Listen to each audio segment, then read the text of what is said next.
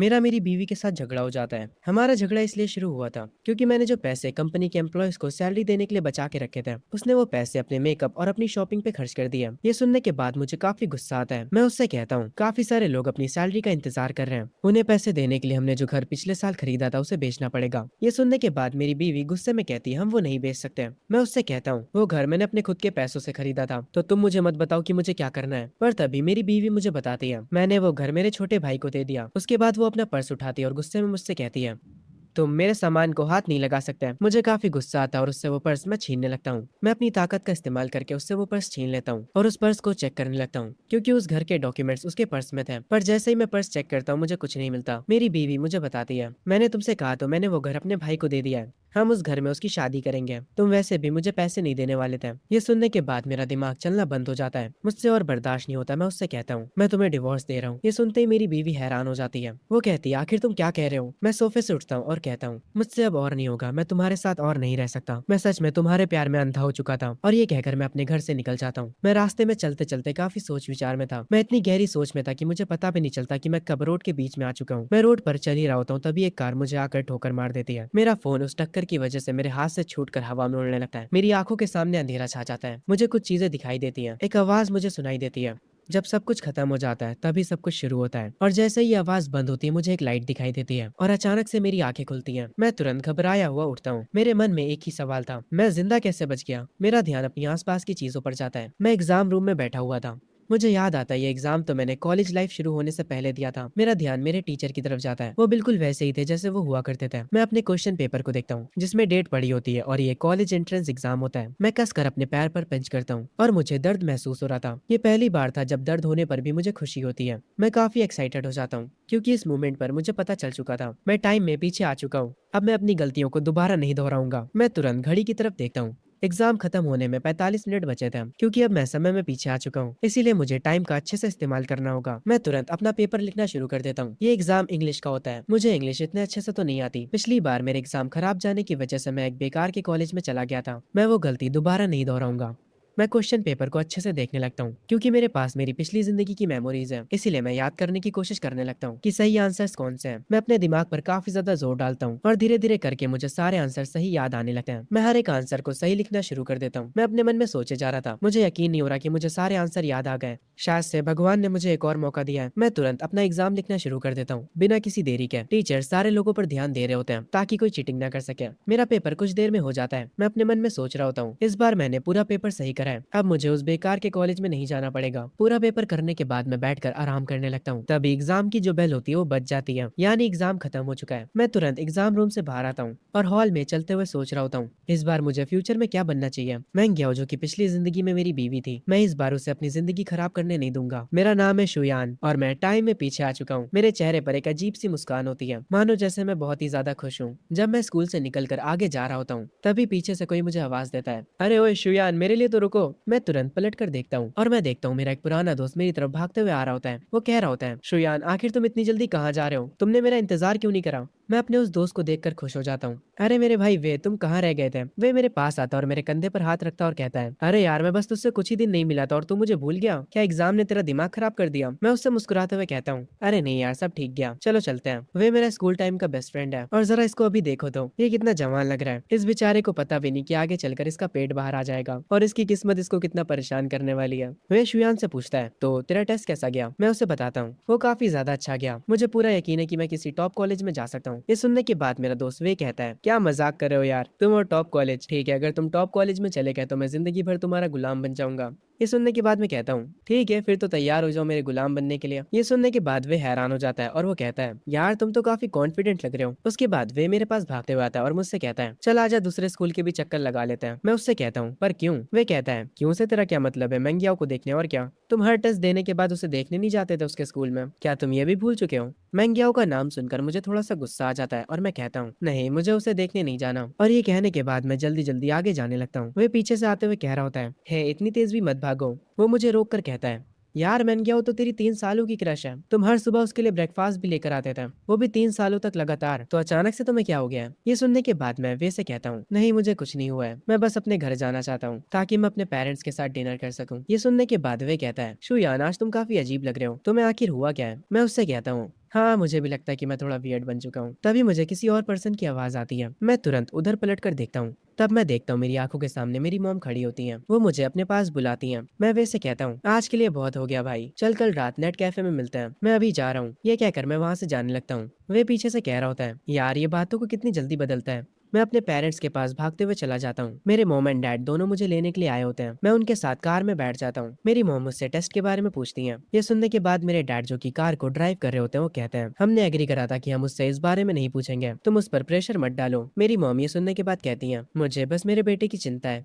ना कि आपके बिजनेस की। मैं आराम से कार में बैठा होता हूँ और मैं अपने मॉम डैड से कहता हूँ, आप लोग चिंता मत करिए, मैंने काफी अच्छा करा है। ये सुनने के बाद मेरी मॉम कहती है, क्या तुम सच कह रहे हो? मैं उनसे कहता हूँ, मेरे नंबर एवरेज से ज्यादा आएंगे, मेरे नंबर्स के साथ मैं टॉप यूनिवर्सिटी में भी जा सकता हूँ। ये सुनने के बाद मेरे डैड खुश हो जाते हैं और वो खुशी में कहते हैं, चलो चलते हैं, इसी बात पर कुछ खाकर आते हैं। मेरे बेटे, आज रात मैं तुम्हारे साथ ड्रिंक करूंगा। मेरी मॉम भी काफी खुश होती है और वो कहती है, मुझे पहले से पता था मेरा बेटा बहुत ही ज्यादा समझदार है। मैं अपने मन में सोच रहा होता हूँ, मेरी पिछली जिंदगी में मैंने बहुत सारी बेवकूफी करी थी, इसीलिए आप दोनों को बहुत सारी मुश्किलें उठानी पड़ी थी। मैं दोबारा वो सब गलतियां नहीं करूंगा। बाहर खाना खाने के बाद हम अपने घर पर वापस आ जाते हैं। मैं टॉवल से अपना चेहरा पोंछ रहा होता हूँ। मैं मिरर में खुद को देखने लगता हूँ। अपने मन में सोचता हूँ, मुझे काफी अच्छा लग रहा है क्योंकि मेरी बॉडी वापस से पहले जैसी हो गई है। मैं मिरर में खुद को देखकर काफी ज्यादा खुश हो जाता हूँ। मैं वॉशरूम की लाइट्स को टर्न ऑफ करता हूँ और अपने मन में सोच रहा होता हूँ, मैं क्या हो, तुम इतनी भी कुछ खास नहीं थी, पर पता नहीं क्यों मुझे तुमसे प्यार हो गया, क्योंकि उसने मुझे कभी मना नहीं करा था, इसीलिए मुझे लगा था कि वो मुझे पसंद करती थी। पर अब मुझे समझ आ रहा है कि वो बस मुझे बेवकूफ बना रही थी, मैं बस उसका बैकअप प्लान था। मैं अपने कमरे में जाकर एक चेयर पर बैठ जाता हूँ और अपने फोन को चेक करने लगता हूँ। मैं देखता हूँ मैंने मैंगियो का नाम बेबी करके सेव कर रखा था, जो कि मुझे अब काफी ज्यादा क्रिंज लगता है। मैं तुरंत सेव इट कॉन्टेक्ट्स में जाकर वो नाम हटा देता हूँ। तभी मुझे मैंगियो का मैसेज आता है, जो कि उस मैसेज में कह रही होती है, तुम आज मुझसे मिलने क्यों नहीं आए? मैं अपने मन में सोचता हूँ, फाइनली इस महारानी को रियलाइज हो गया कि मैंने इसका पीछा करना बंद कर दिया है। मैं मैंगियो का जवाब देते हुए कहता हूँ, मेरे पास टाइम नहीं था। हम मैंगियो को देखते हैं जो कि अपने घर पर बैठी होती है और वो ये मैसेज देखकर गुस्सा हो जाती है और वो कहती है, तुम कैसे बेवकूफ हो, अगर तुम ऐसे ही मुझसे बात करने वाले हो तो मैं तुमसे बात करना बंद कर दूंगी। ये कहकर मैंगियो अपना फोन रख देती है। मैं तुरंत उसका ये मैसेज देखता हूँ और रिप्लाई में कहता हूँ, मुझे कोई दिक्कत नहीं है। उसके बाद मैं भी अपना फोन रख देता हूँ और जाकर विंडोज की तरफ खड़ा हो जाता हूँ। मैं अपने आप से कह रहा होता हूँ, कॉलेज एंट्रेंस एग्जाम सिर्फ मेरा पहला स्टेप है। इन दिनों सिर्फ डिग्री से कुछ नहीं होता। काश मुझे लॉटरी के नंबर्स याद आ जाए। ई कॉमर्स भी काफी बढ़िया चीज है। मैं यूट्यूबर बनकर वीडियोस भी बना सकता हूँ और लाइव स्ट्रीम भी कर सकता हूँ, पर वो सब अभी से करना काफी जल्दी हो जाएगा। अभी 2040 चल रहा है। ओह, मुझे याद आया, एक स्टॉक काफी ज्यादा फटा था 2014 से लेकर 2015 तक। हाँ, मुझे सही चीज याद आई, स्टॉक मार्केट। वो स्टॉक्स 2000 पॉइंट से बढ़कर 5000 पॉइंट्स तक पहुंच गए थे। अगर कोई गधा भी वो स्टॉक्स खरीद लेता है तो वो बहुत अमीर बन जाएगा। पर स्टॉक को खरीदने के लिए मुझे पैसे चाहिए होंगे। मुझे किसी भी तरह पैसों का जुगाड़ करना होगा। मैं अपने कमरे से बाहर निकलता हूँ और मैं देखता हूँ मेरी मॉम हॉल में सोफे पर बैठकर किताब पढ़ रही होती हैं। मैं तुरंत उनके पास जाता हूँ और जमीन पर बैठ जाता हूँ और उन्हें मस्का लगाते हुए कहता हूँ, मेरी प्यारी और अच्छी मदर, मेरी बात सुनिए, क्या मैं आपसे किसी चीज के बारे में बात कर सकता हूँ? मेरी मॉम कंफ्यूज हो जाती है और वो कहती है, तुम्हें किस बारे में बात करनी है?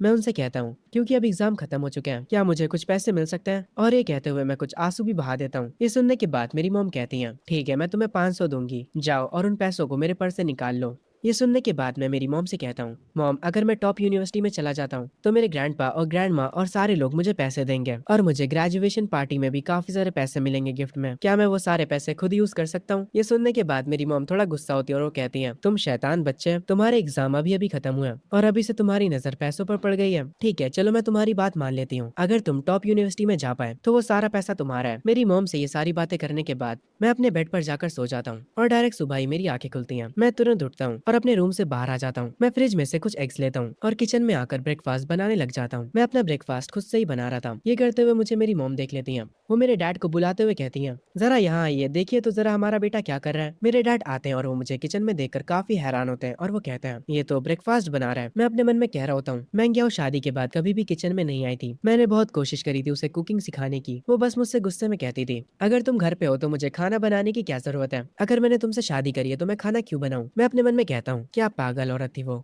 मैं अपने हाथों से बनाया हुआ खाना टेस्ट करता हूँ और वो काफी अच्छा बना होता है। मैं टेबल पर सबके लिए ब्रेकफास्ट लगा देता हूँ। मेरी मॉम डाइनिंग टेबल पर बैठकर मेरे डैड से कहती हैं, क्या ये हमारे बेटे का कोई डुप्लीकेट तो नहीं है? मैं उन लोगों से कहता हूँ, जल्दी से अपना नाश्ता फिनिश करिए वरना आप लोगों को काम के लिए देर हो जाएगी। मेरे डैड को मेरे हाथों का खाना काफी अच्छा लगता है और वो कहते हैं, सुयन, ये सब तुमने काफी मजेदार बनाया, आखिर तुमने कुकिंग करना कब सीखा? मैं अपने फोन को हाथ में उठाता हूँ और कहता हूँ, मैंने खाना बनाना फोन पर देखकर सीखा है। मैं अपने मन में कहता हूँ, अभी तक मैंने बस एक बार ही ब्रेकफास्ट बनाया है और ये लोग इतना ज्यादा खुश हो गए। मैं पहले कितना बेकार बेटा हुआ करता था। मैं बाहर वालों की सेवाएं करता था और अपनी फैमिली को बेकार ट्रीट करता था। तभी मेरी मॉम मुझसे पूछती है, शुयन छुट्टियों के लिए तुम्हारा क्या प्लान है। तभी सीन शिफ्ट होता है मैंगियाओ पर। वो अपना फोन उठाती है और शुयन के साथ अपनी चैट्स देखती है। शुयन ने अभी तक उसको कोई भी मैसेज नहीं किया होता। वो समझ नहीं पा रही थी कि आखिर शुयन को हुआ क्या है। वो शुयन को मैसेज करते हुए कहती है, आखिर चल क्या रहा है, क्या तुम आज भी मुझसे मिलने नहीं आने वाले हो। अगर तुम आज नहीं आए तो मैं कभी भी तुमसे बात नहीं करूंगी। मैंगियाओ काफी ज्यादा गुस्सा होती है। सीन वापस से शुयन के ऊपर शिफ्ट होता है। शुयन अपना फोन चला रहा होता है और वो कहता है, मैं इस बार अपनी लाइफ को एंजॉय करूंगा। वो अपने दोस्तों से बात कर रहा होता है और उनसे कहता है, ठीक है मैं तुमसे वहीं पर मिलूंगा जहाँ पर मैं तुमसे हमेशा मिलता हूँ। सीन वापस से मेंग्याओ के ऊपर शिफ्ट होता है। वो घर पर लेटी टीवी देख रही होती है। फिर वो अपना फोन उठाती है और अपनी एक दोस्त को कॉल करती है और उसे बताती है, पता नहीं शुयन के साथ क्या हुआ है। पहले वो मुझे हर दिन गुड नाइट और गुड मॉर्निंग के टेक्स्ट भेजा करता था, पर कल से तो उसने मेरा रिप्लाई भी नहीं किया है। वो मुझे नखरे दिखा रहा है। मेंग्याओ की दोस्त कहती है, उसे इग्नोर करो और फिर वो भागता भागता खुद तुम्हारे पास आ जाएगा। जब उसे पता चलेगा कि तुम्हें इग्नोर करके उसे कुछ नहीं मिलने वाला तो वो तुम्हें और ज्यादा स्पॉइल करेगा। मेंग्याओ कहती है, इन ट्रिक्स का यूज करके वो मेरी अटेंशन लेना चाहता है। मैं कुछ ज्यादा ही स्मार्ट हूँ उसके इस छोटे से गेम में फंसने के लिए। तभी सीन शिफ्ट होता है हमारे एमसी और उसके दोस्त वे के ऊपर। वे काफी हैरानी में कहता है, आखिर तुझे आज हुआ क्या है, तुम पार्ट टाइम जॉब स्टार्ट कर रहे हो। मैं उससे कहता हूँ, तुम्हें क्या लगता है हम पढ़ाई क्यों करते हैं। वे जवाब में कहता है, हम पढ़ाई एक अच्छे कॉलेज में जाने के लिए करते हैं ताकि हम एक अच्छी यूनिवर्सिटी में जा सके। मैं वे से कहता हूँ, तुम एक अच्छे कॉलेज क्यों जाना चाहते हो। वे कहता है, ताकि हमें एक अच्छी जॉब मिल सके। मैं उससे कहता हूँ, तुम्हें जॉब क्यों करनी है। वे थोड़ा हैरान होता है और कहता है, ताकि हम पैसे कमा सके। मैं एक्साइटेड हो जाता हूँ और उससे कहता हूँ, अब तुम आए हो ना काम की बात पे,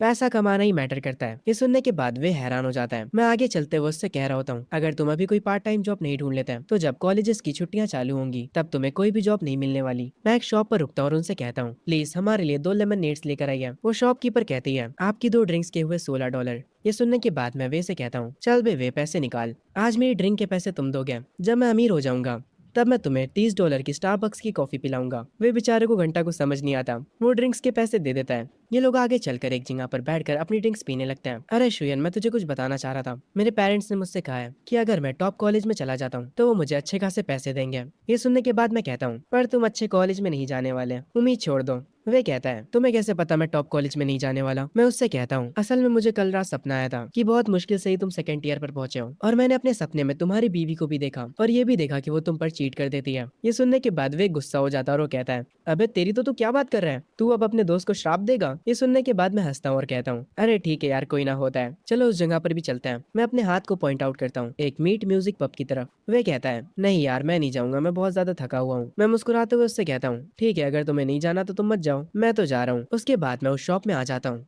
मैं उनसे पूछता हूँ, हाय क्या आप समर वर्कर्स को हायर कर रहे हैं। एक एम्प्लॉय टेबल को क्लीन करते हुए कहती है, हमारे बॉस अभी पीछे वाले रूम में, आप थोड़ा इंतजार करिए। ये कहकर वो एम्प्लॉय बॉस को बुलाने चली जाती है। तभी मेरे पीछे से कोई बोलता है और कहता है, हे हैंडसम जरा इधर देखो। मैं जब उधर पलट कर देखता हूँ तो वो एक लड़की होती है जो कि काफी सुंदर दिख रही होती है। वो मुझसे कहती है, क्या तुम जॉब ढूंढ रहे हो। मैं उस लड़की से कहता हूँ, हाँ मैं इस समर के लिए जॉब ढूंढ रहा हूँ। मैंने कुछ टाइम पहले अपने कॉलेज एंट्रेंस एग्जाम को फिनिश करा है, इसीलिए अब मैं फ्री हूँ। वो लड़की सोफे पर बैठ जाती है और कहती है, क्या तुम्हारे पास कोई स्किल्स है। मैं उससे कहता हूँ, हाँ मेरी स्किल्स काफी ज्यादा है। ये सुनकर वो लड़की हंसती है और मुझसे कहती है, ठीक है मैं अब तुमसे मजाक करना बंद करती हूँ, तुम खड़े क्यों हो, तुम भी बैठ जाओ। मैं सोफे पर बैठ जाता हूँ। वो लड़की कहती है, हमारी शिफ्ट 5 बजे से लेकर 11 बजे तक है, सैलरी 2800 से ज्यादा होगी और अगर तुम कोई भी छुट्टी नहीं करते हो तो 150 एक्स्ट्रा मिलेंगे।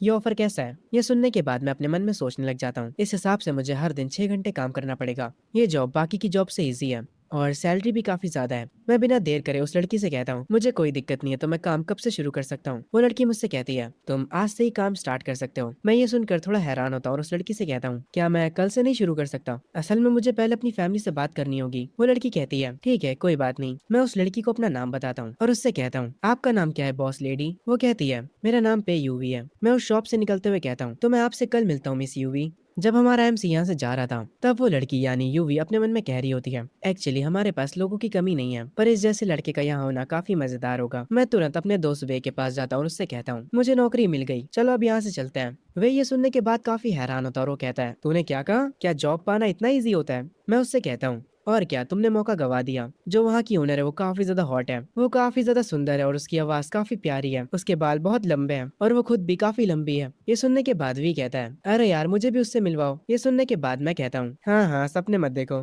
खुद से जाओ अगर तुम्हें उसे देखना है तो। ये सुनने के बाद वे कहता है, अरे यार चलो भी ना। मैं वे से कहता हूँ, हे वे तुम अमीर बनना चाहते हो? वे कहता है, ऑफ कोर्स यार। मैं वे से कहता हूँ, तो मुझे कुछ पैसे उधार दे दो। ऐसा तो मेरे दोस्त भी करते हैं मेरे साथ। खैर स्टोरी पर वापस आता है। मैं वे से कहता हूँ, मैं तुम्हें अगले साल डबल पैसे वापस करूंगा। वे कहता है, तुम क्या करने वाले हो? मैं उससे कहता हूँ, मुझे एक जगह के बारे में पता है, एक इंटरनेट कैफे जहाँ पर अगर तुम 500 डिपॉजिट करोगे तो तुम्हें 1000 का बोनस मिलेगा। वे ये सुनने के बाद कहता है, तुम मुझसे मजाक करना बंद करो। मैं वे को एक पेड़ की तरफ इशारा करते हुए कहता हूँ, तुम्हें वो पत्ती दिख रही है जो सबसे ऊपर है? अगर तुमने उसे छू लिया तो तुम बॉस हो। वे और मैं तुरंत जाकर उस पत्ती को छूने के लिए जंप करने लगता है। मुझे काफी मजा आ रहा था ये करने में। तभी वे उस पत्ती को छू लेता है। हम बैठ जाते हैं। वे मुझसे कहता है, हे शुयन तुमने वो देखा ना, मैंने उस पत्ती को टच कर लिया था। हम दोनों ही घास पर बैठकर हंसने लगते हैं। तभी मैं वे से कहता हूँ, वे तुम काफी लकी हो क्योंकि मैं तुम्हारा दोस्त हूँ इस लाइफ में। अगर मैं कभी अमीर बनता हूँ तो तुम भी मेरे साथ हो गया। ये सुनने के बाद वे कहता है, वो तो हमारा फ्यूचर ही बताएगा। सीन शिफ्ट होता है मेरे घर पर। मैं अपने मॉम एंड डैड के साथ बैठा होता हूँ और उन्हें अपनी जॉब के बारे में बता देता हूँ। ये सुनने के बाद मेरी मॉम कहती है, नहीं तुमने अभी कॉलेज एग्जाम फिनिश करा है तो तुम अभी से ही काम क्यों करना चाहते हो? तुम आराम से बस घर पर मजे करो। मैं मेरी मॉम से कहता हूँ, मॉम मुझे बस 2 महीनों के लिए काम करना है और उसके बाद जो पैसे मैं कमाऊंगा उससे मैं ट्रैवल करूंगा। ये सुनने के बाद मेरी मॉम कहती है, तुम कहाँ ट्रैवल करना चाहते हो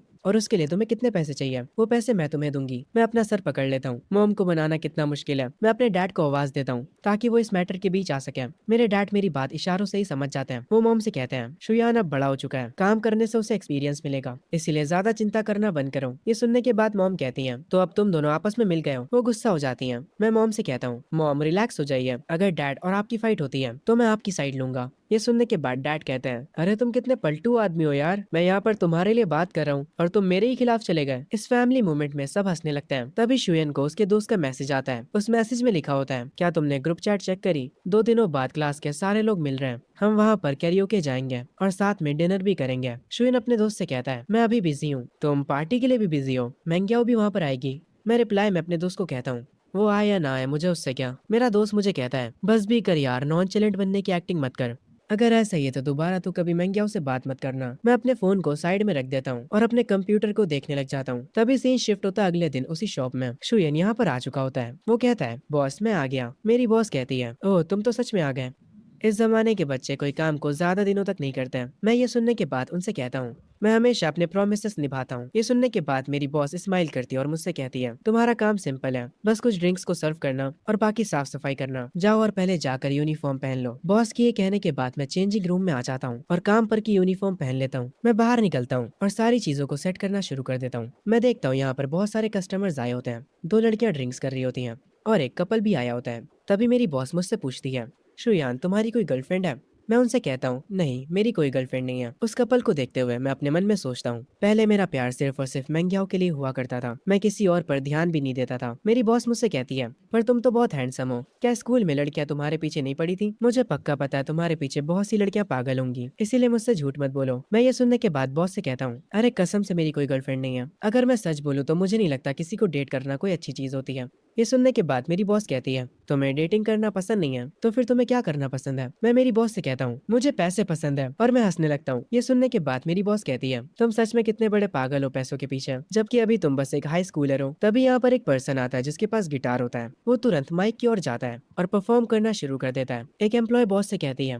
मैडम ये आज फिर से देर से आया है। बॉस कहती है, अरे छोड़ो, इन दिनों अच्छे सिंगर्स को ढूंढना बहुत मुश्किल काम है। वो सिंगर अपना परफॉर्मेंस शुरू कर देता है। मैं तुरंत बॉस के पास जाता हूँ और कहता हूँ, आखिर ये बंदा एक दिन में कितने कमा लेता होगा? मेरी बॉस मुझसे कहती है, ये 2 घंटे गाना गाने का $150 चार्ज करता है। तुम्हें इससे जलन तो नहीं होगी? वो सिंगर अपने स्टेज पर आराम से परफॉर्म कर रहा होता है। उसकी सिंगिंग को सुनकर मैं अपनी बॉस से कहता हूँ, पर वो इतना भी अच्छा नहीं गा रहा है। ये सुनने के बाद मेरी बॉस कहती है, अगर तुम्हें लगता है कि ये अच्छा नहीं गा पा रहा है तो कैसा रहेगा आज रात इसके बाद तुम गाओ, अगर तुम इससे बेटर गाते हो तो मैं तुम्हें $100 एक्स्ट्रा दूंगी। ये सुनने के बाद मैं थोड़ा सोच में पड़ जाता हूँ और अपने मन में कहता हूँ, पिछली जिंदगी में मैंने कुछ सालों तक गिटार की प्रैक्टिस करी थी ताकि मैं मैंग्याओ को इम्प्रेस कर सकूं। तो हाँ मैं गिटार बजा सकता हूँ। मैं बॉस से कहता हूँ, हाँ ये ठीक है मैं कर लूंगा। तभी मेरे फोन पर किसी का मैसेज आता है और मैं अपने फोन को पलट कर रख देता हूँ। ये देखने के बाद मेरी बॉस कहती है, तुम रिप्लाई क्यों नहीं कर रहे हो? तुम्हारी गर्लफ्रेंड को तुम्हारी चिंता हो रही होगी। मैं अपनी बॉस को बताता हूँ, वो नोटिफिकेशन क्लास रियूनियन की थी, मैंने उनसे कह दिया कि मैं नहीं आने वाला। ये सुनते ही मेरी बॉस कहती है, तो ये बात है, हाई स्कूल रियूनियन जल्दी नहीं हुआ करता है, तुम्हें वहाँ पर जाना चाहिए। क्या तुम काम से छुट्टी मांगने के लिए शर्मा रहे हो? मैं टेबल को साफ करते हुए कहता हूँ, नहीं ऐसा नहीं है, असल में मुझे रियूनियंस काफी बोरिंग लगता है। मेरी बॉस मुझसे कहती है, कोई बात नहीं, मैं तुम्हें छुट्टी दे रही हूँ, तुम कल काम पर मत आना। वैसे भी अगर एक पर्सन गायब होगा तो शॉप को कोई नुकसान नहीं होगा। ये सुनने के बाद मैं मेरी बॉस से कहता हूँ, ठीक है मैं समझ गया, आपका शुक्रिया। मैं ड्रिंक्स के गिलास को अपने हाथों पर पकड़े होता हूँ और अपने मन में कहता हूँ, ठीक है मैं गया हूँ, टाइम आ चुका है जब तुम एक नए शुयान से मिलोगी। मैं वो ड्रिंक सारे कस्टमर्स में सर्व कर देता हूँ। मैं वापस आकर बॉस से बातें कर रहा होता हूँ, तभी वो सिंगर अपना परफॉर्मेंस खत्म करके यहाँ से जाने लगता है, पर मेरी बॉस उसे रोक लेती है और कहती है, हे देखो हमारे यहाँ पर एक नया समर वर्कर आया है, इसका नाम शुयान है और ये गाना भी गा सकता है, क्या तुम बैकअप में इसके साथ गाना गाओगे? ये सुनने के बाद वो सिंगर गुस्सा हो जाता है और वो कहता है, मैं इसके लिए प्ले करूंगा। मैं उस सिंगर से कहता हूँ, हे भाई क्या मैं कुछ समय के लिए तुम्हारा गिटार ले सकता हूँ? वो सिंगर गुस्से में मुझसे कहता है, तुझे ये बजाना भी आता है? मैं भी थोड़ा एटीट्यूड में कहता हूँ, हाँ मुझे आता है। वो सिंगर मुझे अपना गिटार दे देता और कहता है, ये लो और इसे खराब मत कर देना। मैं उस गिटार को लेकर स्टेज पर पहुंच जाता हूँ और उससे बजाना शुरू कर देता हूँ। मेरी उंगलियां गिटार के स्ट्रिंग्स को छू रही थी। मैं अपने मन में सोच रहा होता हूँ मुझे कौन सा गाना गाना चाहिए। मुझे कोई मॉडर्न गाना चूज करना चाहिए जो कि यहाँ पर सबको पसंद आए।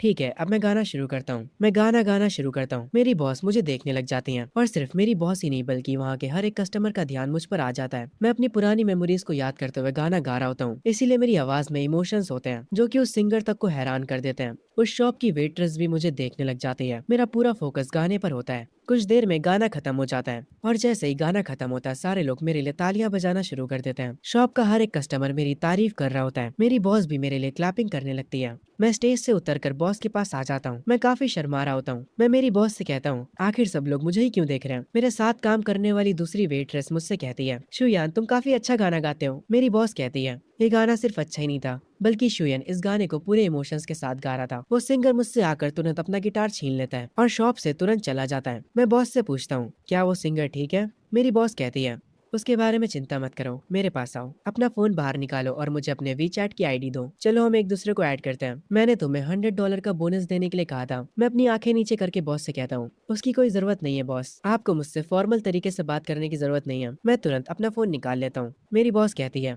फिर भी मैंने जो कह दिया वो कह दिया, मैं अपने वादों से पीछे नहीं हटती। तभी से शिफ्ट होता है मंग्याओ के ऊपर, जो कि सोच रही होती है, आखिर उसने मुझे अभी तक मैसेज क्यों नहीं करा? वो कर क्या रहा है? क्या वो मुझे पसंद नहीं करता? वो अपने लैंप को ऑन करती है और अपना फोन उठाकर शुयान को मैसेज करते हुए कहती है, क्या तुम कल रात रियूनियन में आ रहे हो? वो मैसेज शुयान के फोन पर आता है। इस वक्त वो वॉशरूम में नहा रहा होता है। मेंग्याओ उसके मैसेज का बेसब्री से इंतजार कर रही होती है। शुयान जाकर अपना फोन उठाता है। मेंग्याओ अपने फोन को घूरे जा रही होती है। शुयान अपने टेबल पर आकर बैठता है और मैसेज में कहता है, इसके बारे में कल बात करते हैं। उसका रिप्लाई देखकर मेंग्याओ उससे पूछती है, क्या तुम कल शाम को फ्री हो? शॉपिंग पे चलना चाहोगे? शुयान कहता है, देखते हैं, और ये कहकर शुयान सो जाता है। मेंग्याओ भी अपने बेड पर लेटी होती है, पर वो काफी गुस्से में होती है। वो अपने बेड से उठ जाती है और कहती है, मुझे काफी गुस्सा आ रहा है, वो बदल गया है, इसीलिए मैंने पहले उसे मैसेज करा पर उसने मुझे अच्छे से रिप्लाई भी नहीं दिया। मेंग्याओ ये सब अपनी दोस्त को बता रही होती है। उसकी दोस्त मैसेज में रिप्लाई देती है और कहती है, तुम होल्ड बैक क्यों नहीं कर पा रही हो? तुम बस उसे इग्नोर करो, वो बस नखरे दिखा रहा है। मेंग्याओ अपनी दोस्त से कहती है, तो अब मैं क्या करूँ? उसकी दोस्त कहती है,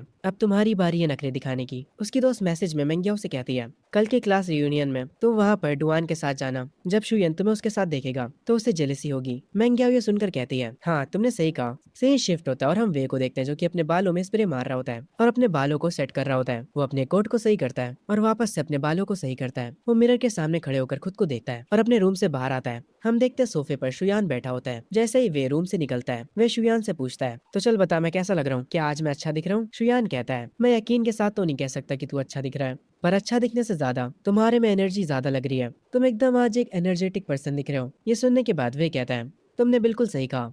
वे भी जाकर सोफे पर बैठ जाता है। शुयन अपना फोन चला रहा होता है। वे उससे कहता है, आखिर तुम फोन में क्या कर रहे हो? क्या तुम किसी लड़की से बात कर रहे हो? पर जैसे ही वे फोन में झांक कर देखता है वो हैरान हो जाता है और कहता है, तुम प्रैक्टिस टेस्ट को सॉल्व कर रहे हो? क्या तुम पागल हो गए हो?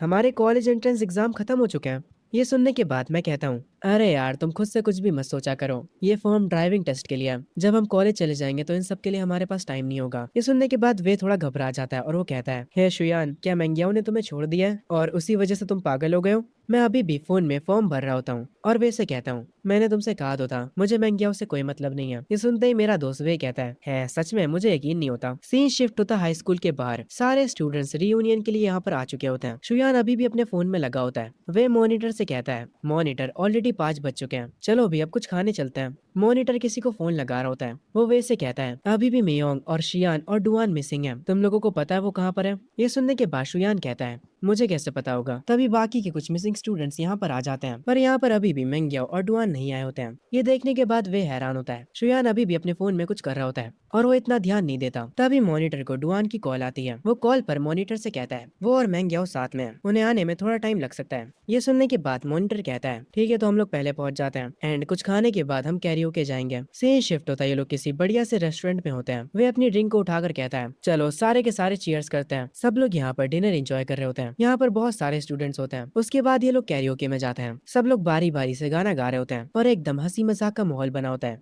तभी वे इस बीच शोएन के पास आता है और वो शोएन से कहता है आखिर तुम बूढ़े आदमियों जैसे बैठकर यहाँ पर क्या कर रहे हो, चलो भी हमारे साथ गाना गाओ। शोयान ये सुनने के बाद कहता है मैं बस थोड़ी देर और यहाँ पर हूँ, उसके बाद मैं चला जाऊंगा। वह शोयान के पास वाली सीट पर बैठ जाता है और उससे कहता है मैंग्याओ भी अभी तक नहीं आई है। तभी एक बंदा दरवाजा खोलकर अंदर आता और कहता है लिंजिया बाहर किसी से बहस कर रहा है, ऐसा लगता है जल्दी ही लड़ाई होने वाली है। मॉनिटर तुरंत उठता है और कहता है चलो चलते हैं, देखते हैं वहाँ पर क्या हो रहा है। वे भी बाहर जाने लगता है। वो शोयन से कहता है ओए तू क्या कर रहा है वहाँ पर बैठा हुआ, जल्दी करो चलो नीचे। हम देखते हैं लिंजिया नाम का स्टूडेंट अपने से काफी बड़े बंदे से भिड़ रहा होता है।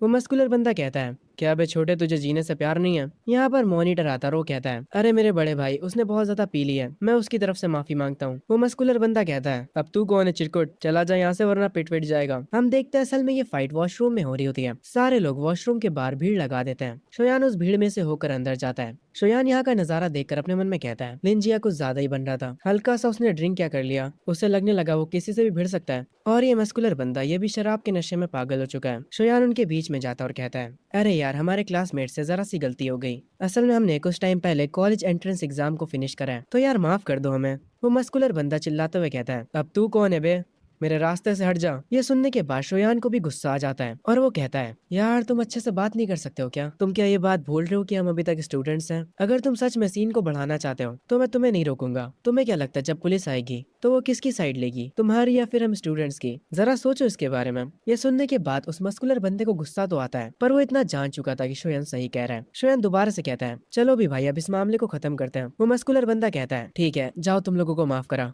मैं वैसे भी आज अच्छे मूड में हूँ, मुझे अपना टाइम खराब नहीं करना बच्चों के साथ बहस करके। शोयन मुस्कुराते हुए कहता है तुम्हारा शुक्रिया बड़े भाई, अपना ध्यान रखना। वो मस्कुलर बंदा वहाँ से चला जाता है। सब लोग वापस से कैरियोके में आ जाते हैं गाना गाने के लिए।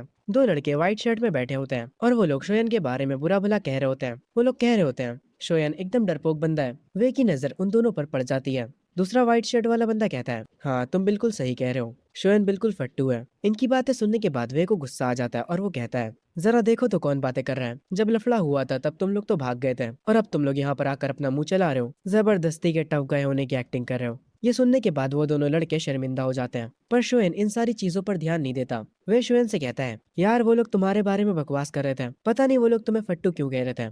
शोएन कहता है जब बातों से सब कुछ सॉल्व हो सकता है तो लड़ाई करने की क्या जरूरत है।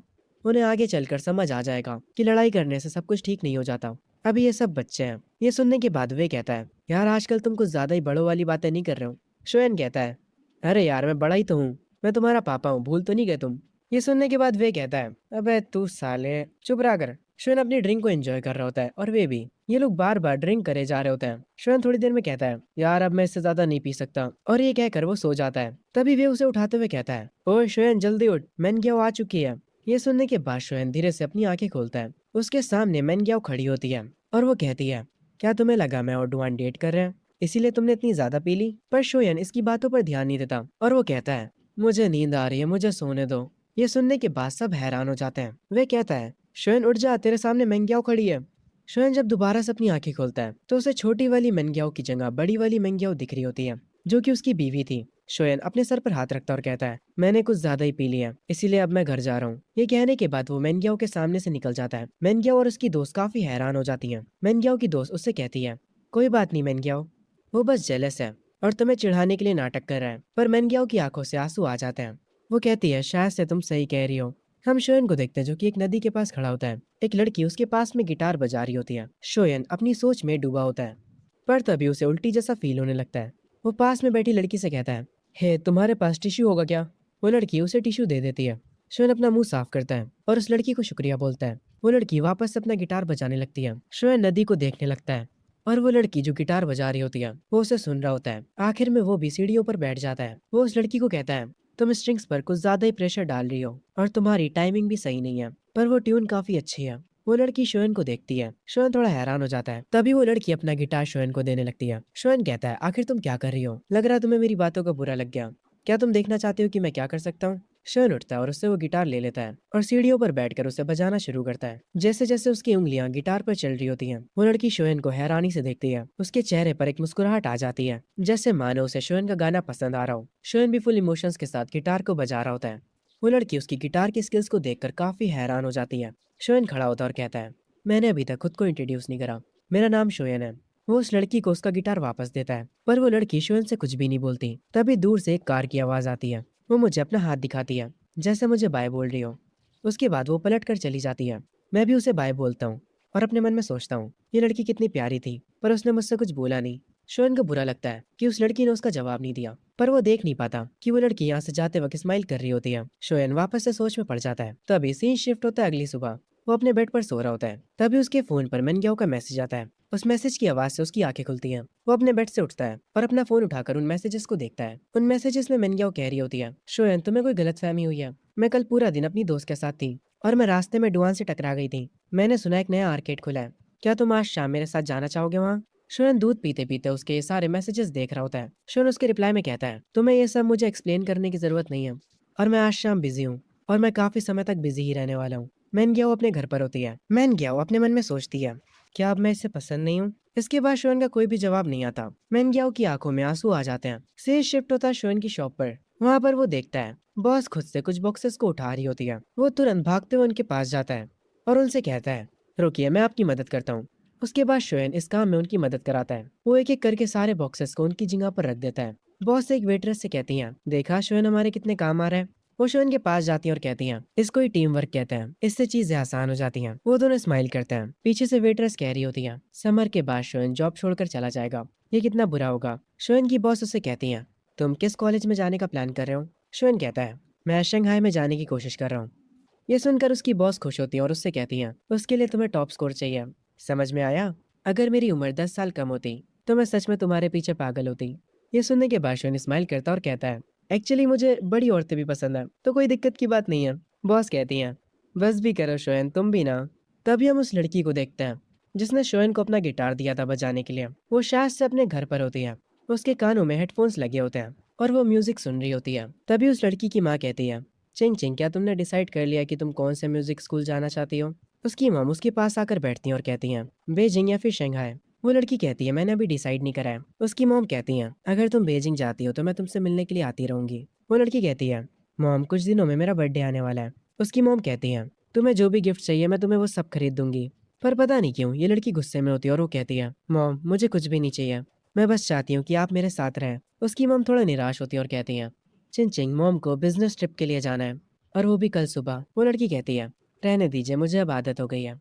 ये कहकर वो लड़की अपने रूम में चली जाती है और सोने की कोशिश करने लगती है। अगली सुबह वो उठती है और खिड़की से बाहर देखने लगती है, पर उसका ये पूरा घर अकेला होता है। वो तो इसे घर भी नहीं कह सकती। वो जब डाइनिंग टेबल पर जाती है तो उसे एक लेटर मिलता है जिसमें उसकी मॉम उसे सॉरी बोल रही होती है बिजनेस ट्रिप पर जाने के लिए। चिंग चिंग उस कागज को फाड़ देती है और उसे कूड़े में फेंक देती है और अकेले बैठकर अपना नाश्ता करती है। और उसके बाद वो गिटार बजाने की प्रैक्टिस करती है। उसे ऐसा महसूस होने लगा था जैसे इस पूरी दुनिया में वो अकेली है। तभी यहाँ पर कोई अपनी कार से आता है और अंदर जाकर उस लिविंग रूम में उस लड़की को गिटार बजाते हुए देखता है। वो जो औरत यहाँ पर आई है वो कुछ भी नहीं बोलती और शांति से उस लड़की को देखती है। उसे थोड़ा उस लड़की के लिए बुरा लगता है। अगला दिन भी सेम होता है। घर में कोई भी मजा नहीं। वो जो औरत यहाँ पर आई थी वो घर में अपना काम करना शुरू कर देती है, पर वो उस लड़की को बिल्कुल भी डिस्टर्ब नहीं करती। दोनों अपने अपने काम से मतलब रखता है। वो लड़की शोएन के बारे में सोचने लगती है। तभी वो जो काम करने वाली औरत होती है वो लड़की उससे कहती है, मुझे आज बाहर जाना है। वो औरत कहती है, तुम्हें कहाँ बाहर जाना है? सीन शिफ्ट होता उसी पार्क में जहाँ पर वो लड़की शोएन से मिली थी। वो कह रही होती है, वो लड़का उस दिन के बाद से इस पार्क में नहीं आया, मैं बस किस्मत से उससे मिल गई थी। वो औरत जो उस लड़की के साथ आई होती है वो कहती है, अब हमें घर चलना चाहिए। पर वो लड़की कहती है, चलो कुछ पीने चलते हैं, मुझे एक बार बियर ट्राई करनी है। वो औरत कहती है, मैं एक ऐसी जगह को जानती हूँ जहाँ ज्यादा भीड़ नहीं होती। वो लड़की कहती है, चलो चलते हैं। सीन शिफ्ट होता है शोएन की शॉप पर वेट्रेस बॉस से कहती है, आज भी वो सिंगर नहीं आया। बॉस कहती है, अरे कोई दिक्कत की बात नहीं है, हमारे पास यहाँ हमारा एक छोटा सिंगर भी तो है। शोएन कहता है, मेरी तरफ ऐसे मत देखो, मैं अभी भी एक बच्चा हूँ। वो वेट्रेस कहती है, हाँ क्यों नहीं, बस कुछ 100 महीने पुराने बच्चे। तभी यहाँ पर वो गिटार वाली लड़की आती है। शोएन उसे देखते ही पहचान जाता है। शोएन को ऐसा कहते देख शोएन की बॉस उससे पूछती है, क्या तुम दोनों एक दूसरे को जानते हो? शोएन कहता है, हम एक दूसरे को जानते हैं और नहीं भी, हम बस कुछ दिनों पहले ही मिले थे। ये कैसा इत्तेफाक है, हम दोबारा से मिल गए। शोयन और चिंग चिंग दोनों ही एक दूसरे को देखने के बाद काफी सरप्राइज होते हैं। जब वो सब एक टेबल पर बैठ जाते हैं तब शोयन उन्हें ड्रिंक्स ला कर देता है। बॉस शोयन से कहती है, क्या तुम आज कोई गिटार नहीं बजाने वाले? चिंग चिंग इस बात पर अपना सिर हिलाती है, जैसे वो शोयन से कह रही हो कि गिटार बजाओ। शोयन कहता है, ठीक है आज मैं गिटार बजाऊंगा, बस मुझे देखते जाइए, और मैंने सुना है कि आज रात कैश प्राइजेस भी हैं। बॉस कहती है, चिंता मत करो, तुम्हें प्राइजेस जरूर मिलेंगे। ये सुनने के बाद वहां से चला जाता है गिटार बजाने के लिए। वो जाकर स्टेज पर बैठ जाता है, और जब वो गिटार बजा रहा था सारे लोग आपस में बातें कर रहे थे। चिंग चिंग अपना ग्लास उठाती है, वो ड्रिंक को लेकर काफी क्यूरियस होती है। वो एक छोटी सी सिप लेती है। वो अपने मन में सोचती है, आखिर लोगों को ये क्यों पसंद है, ये ड्रिंक बेकार है। चिंग चिंग को ऐसा देखकर वहाँ की बॉस कहती है, क्या हुआ, तुम्हें पसंद नहीं आया? चिंग चिंग अपना सर हिलाती है। बॉस कहती है, इसी को तो ड्रिंक कहते हैं, सबको ये शुरू में बेकार लगती है पर फिर बाद में अच्छी लगने लगती है। शोएन मस्त अपना स्टेज पर गाना गा रहा होता है। चिंग चिंग के साथ जो औरत आई होती है वो शोएन को देखकर अपने मन में कहती है, आखिर ये इस गाने को इतने इमोशंस के साथ कैसे गा पा रहा है, ये तो अभी काफी छोटा है। वो शोएन को देख रही होती है। गाना खत्म होते ही शोएन स्टेज से नीचे आता है। उसकी बॉस कहती है, तुम भी आओ हमारे साथ ड्रिंक करो, तुम्हारा ग्लास उधर रखा है। ये सुनने के बाद शोएन खुश हो जाता है, पर वो गलती से जाकर चिंग चिंग का ग्लास उठा लेता है और उसे पी भी लेता है और उसे एक ही बार में खत्म भी कर देता है। बॉस इसे देखकर काफी हैरान हो जाती है। वो एक ऑकवर्ड स्माइल करने लगती है। चिंग चिंग ब्लश करने लगती है, उसके गाल पूरे लाल हो जाते हैं।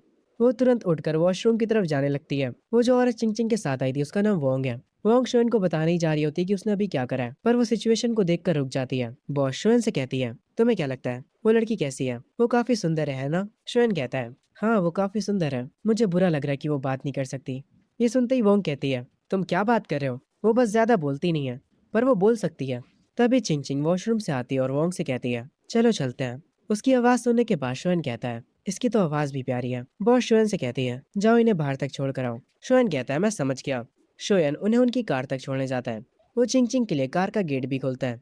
शोएन चिंग चिंग से कहता है, रात में बाहर मत निकला करो, ये थोड़ा डेंजरस होता है।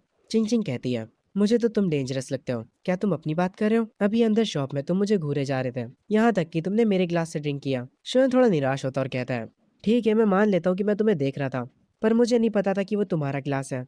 चिंग चिंग कुछ नहीं कहती और यहाँ से चली जाती है। शोएन पीछे खड़े उसकी कार को जाते हुए देख रहा होता है। तभी हम कार के अंदर का सीन देखते हैं। चिंग चिंग हंस रही होती है और कहती है, तुम कितने बेवकूफ हो, तुमने सच कितनी जल्दी बोल दिया। हम देखते हैं शोएन को काफी बुरा लगता है, पर वो कुछ बोल भी तो नहीं सकता था। वो वापस से शॉप के अंदर जाता है। उसकी बॉस उससे पूछती है, क्या तुमने उसकी वीचैट की आईडी ली? शोएन कहता है, यार उसके बारे में बात मत करो, वो पक्का मुझे ठरकी समझ रही होगी। बॉस कहती है, मैंने तुम्हें इतनी अच्छी अपॉर्चुनिटी दी थी फिर भी तुम कुछ नहीं कर पाए। शोएन कहता है, अरे यार कोई बात नहीं, वैसे भी मुझे ये सब नहीं करना है। ये सुनने के बाद उसकी बॉस हंसती है। सीन शिफ्ट होता है शोएन के घर पर। उसकी मॉम उससे पूछती है, तो आखिर तुम्हारी समर जॉब है क्या, तुम हर दिन घर देर से आते हो?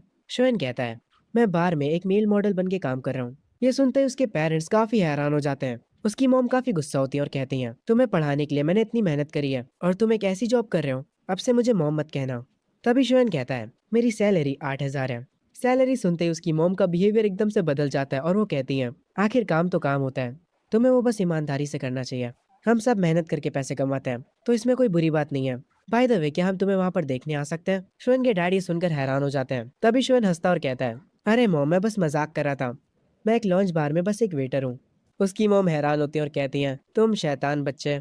थोड़ी देर बाद शोएन अपने रूम में आ जाता है और वो अपने रूम में आकर ड्राइविंग लाइसेंस के लिए रिसर्च करने लगता है। वो अपनी ड्राइविंग का स्कोर देखता है जो कि 90 होता है। शोएन खुशी में उठता है और कहता है, मैं आज शाम को कुछ जरूरी काम निपटा लूंगा। सीन शिफ्ट होता है चिंग चिंग पर, जो कि अपने शूज के लेस बांध रही होती है। वो अपनी केयर टेकर मिस वोंग से कहती है, मैं कुछ समय के लिए बाहर जा रही हूँ। मिस वोंग उससे कहती है, और तुम कहाँ जा रही हो? चिंग चिंग कहती है, पहले तो मैं जाकर अपने डैड से मिलूंगी और उसके बाद कुछ चीजें खरीदने जाऊंगी। मिस वोंग कहती है, ठीक है मैं तुम्हारे साथ चलूंगी। क्या तुम्हारे डैड इस वीकेंड भी अपनी कंपनी में? चिंग चिंग कहती है, उन्हें वही होना चाहिए, वैसे भी वो घर से ज्यादा टाइम अपनी कंपनी में बिताता है। सीन शिफ्ट होता है चिंग चिंग के डैड के ऑफिस में और हम देखते हैं यहाँ पर चिंग चिंग आई होती है, पर उसके डैड ने उसे नोटिस भी नहीं करा होता। उसके डैड पीछे मुड़ते हैं और अपनी बेटी को देखता है। वो उससे कहता है, तुमने दरवाजे पर नॉक क्यों नहीं करा, और तुम यहाँ पर क्या कर रही हो? तुम्हारी माँ ने कहा कि तुम आर्ट स्कूल में स्टडी करना चाहती हो, पर मुझे लगता है कि तुम्हें अब्रॉड में स्टडी करना चाहिए। चिंग चिंग गुस्से में कहती है, आपको लगता है कि अगर मैं यहाँ रही तो मैं आपके दूसरी औरतों के साथ अफेयर के बीच में आ जाऊंगी? चिंग चिंग के डैड कहते हैं, मैंने तुमसे पहले ही कहा था बेटा, तुम्हारी मॉम और मैंने डिवोर्स ले लिया एक दूसरे से, काम की वजह से।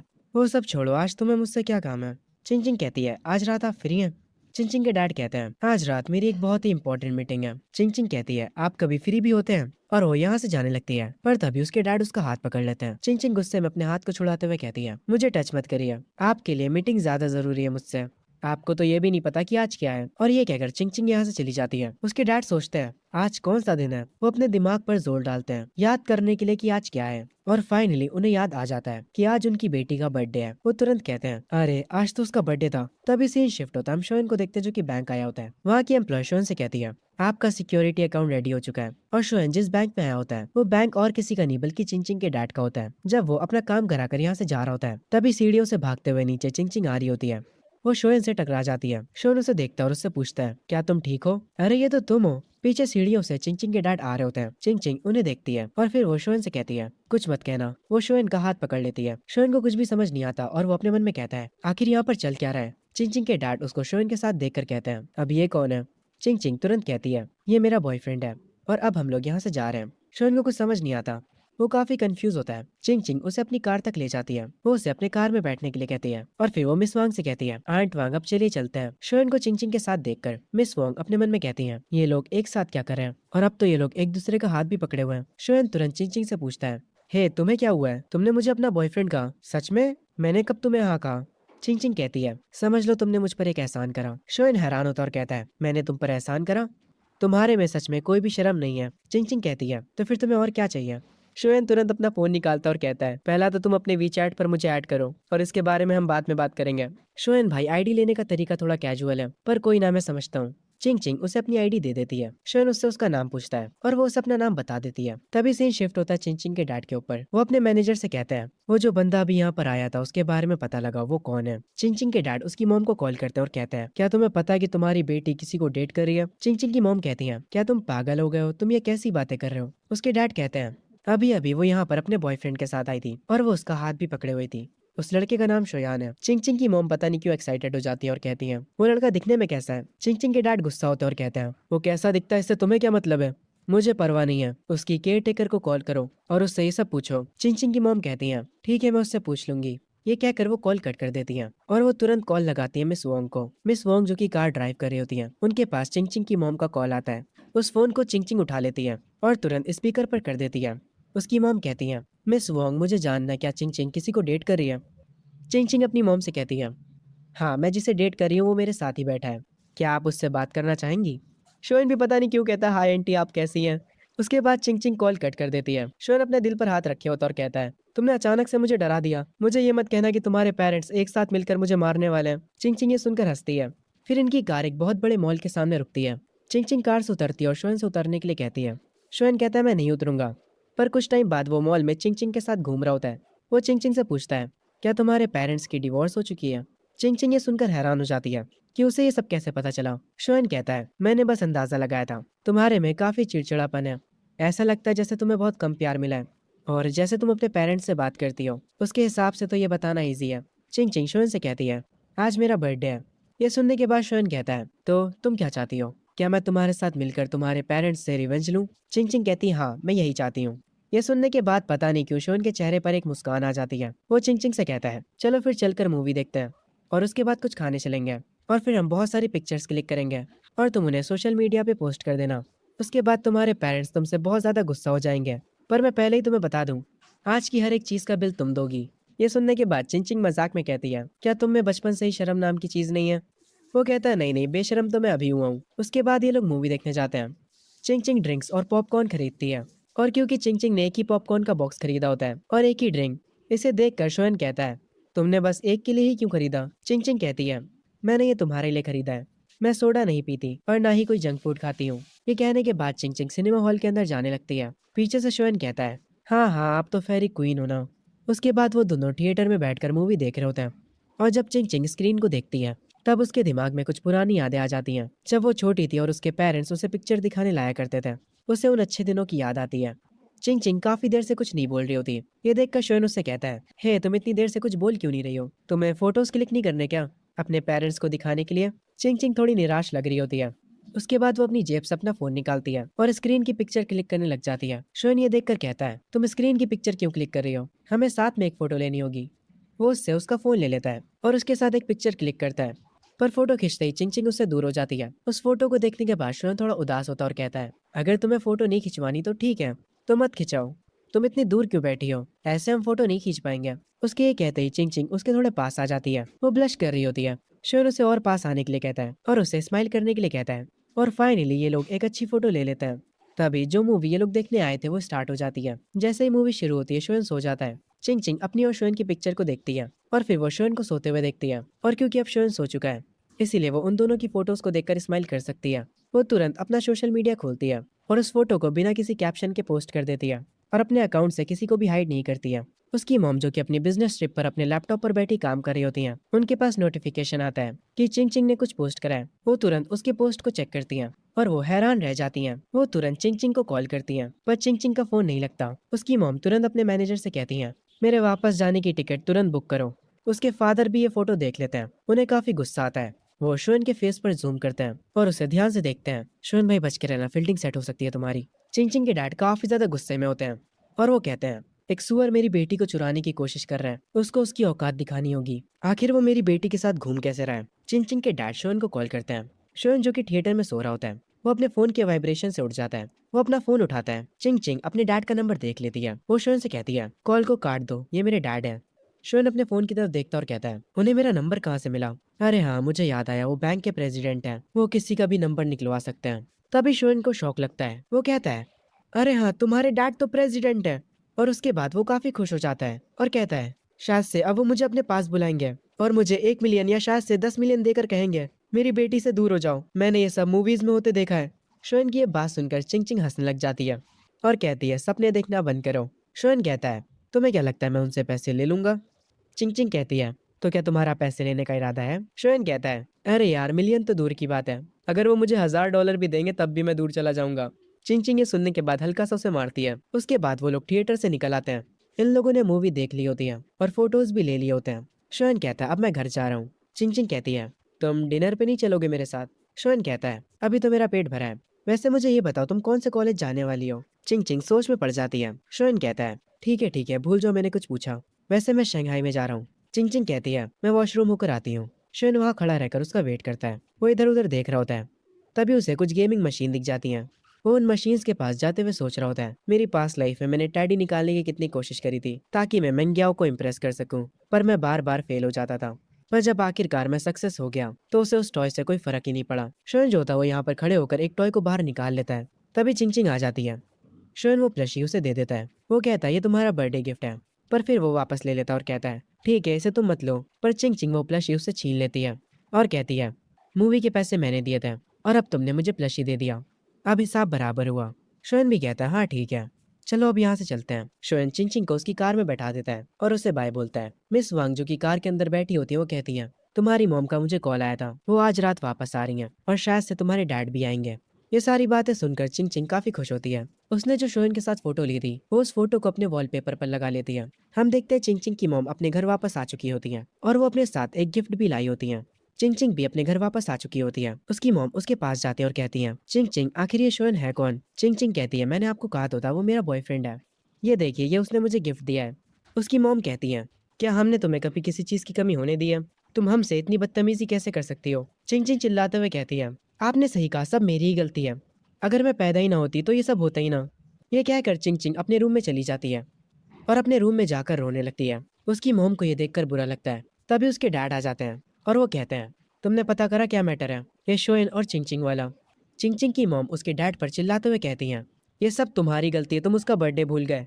उसके डैड कहते हैं, जरा देखो तो बोल कौन रहा है, तुमने उससे कुछ पूछा भी है? उसकी मोम कहती है, नहीं, वो सीधी तरह से जवाब नहीं दे रही है। उसके डैड कहते हैं, तो अब हम क्या करेंगे? चिंग चिंग की मोम कहती हैं, मैं खुद से उस शोएन नाम के लड़के को ढूंढूंगी और उससे इस बारे में बात करूंगी। सीन शिफ्ट होता है शोएन के ऊपर, जो कि अपनी शॉप पर होता है। और वो चैट पर चिंग चिंग से ही बात कर रहा होता है। वो उससे कह रहा होता है, मुझे अब रिग्रेट हो रहा है, मुझे तुम्हारे साथ डिनर कर लेना चाहिए था, अब मुझे काफी भूख लग रही है। चिंग चिंग भी अपने घर पर अपने पेरेंट्स के साथ डाइनिंग टेबल पर होती है। चिंग चिंग उसके मैसेज का रिप्लाई करते हुए कहती है, तुम्हारे साथ यही होना चाहिए था, अब तुम भूखे ही रहो। खैर फिर भी वो शोएन से पूछती है, अच्छा बताओ मुझे तुम क्या खाना चाहते हो। तभी शोएन को उसकी बॉस बुलाती है, पर फिर भी शोएन फोन में लगा होता है। उसकी बॉस कहती है, तुम्हारे सामने कस्टमर्स हैं, बाद में बात कर लेना। शोएन जल्दी से फोन को छोड़कर कस्टमर्स के पास जाता है। सीन शिफ्ट होता है चिंग चिंग के घर पर। उसके बर्थडे का जो केक बचा था, चिंग चिंग मिस वोंग से कहती है, आंटी वोंग आप इस केक को उस बार में पहुंचा दीजिए जहां हम गए थे। ये सुनने के बाद चिंग चिंग के पेरेंट्स कहते हैं, तुम ये केक किसके पास भेज रही हो। चिंग चिंग कहती है, शोएन के पास। ये सुनकर उसके मॉम डैड हैरान हो जाते हैं। सीन शिफ्ट होता है, आंट वांग उस केक को लेकर शोएन की शॉप पर आ जाती है। शोएन की बॉस कहती है, देखो तो जरा कौन आया है। आंट वोंग कहती है, हाँ मैं कुछ डिलीवर करने आई हूँ। शोएन कहता है, आंट वोंग आप आ गई। आंट वोंग कहती है, चिंग चिंग ने मुझसे कहा था कि मैं इस केक को तुम तक पहुंचा दूं। ये सुनने के बाद शोएन थोड़ा शॉक होता है और वो कहता है, वो सच में शायद से थोड़ी सी पागल है। ये सब देखने के बाद शोएन की बॉस कहती है, मुझे सच सच बताना तुम दोनों डेट कर रहे हो है ना। शोएन कहता है, आप ये किस बारे में बात कर रही हैं, मैंने बस उसकी मदद करी थी। मैंने उससे कहा था कि मुझे भूख लगी है, इसीलिए उसने मुझे ये केक भेज दिया। ये सुनने के बाद बॉस हंसते हुए कहती है, मुझसे मजाक मत करो, मुझे यकीन नहीं होता। तभी सीन शिफ्ट होता है हमारे वे भाई पे। काफी टाइम बाद दिखा ये लड़का। खैर इस टाइम पर वो कॉफी शॉप पर होता है मैन ग्याओ और उसकी दोस्त के साथ।